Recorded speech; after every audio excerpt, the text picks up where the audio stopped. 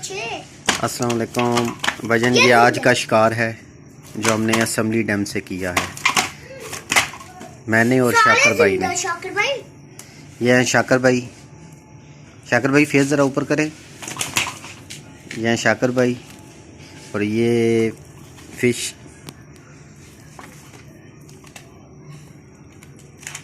माशाल्लाह से 5 ही दाने हैं। 1 2 3 4 5 है। शाकर भाई ये किस साइड से लगा है?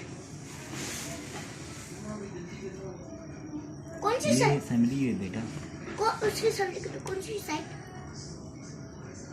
शिविर भाई आपको बहुत इंतजार कर लेते, चले गए। आओगे बेटा, हम शिविर बाबू से मिल के आए। अली को भी मछली दिखाई। पहले उन्होंने दिखा देंगे ताकि उन्हें तसल्ली हो जाए।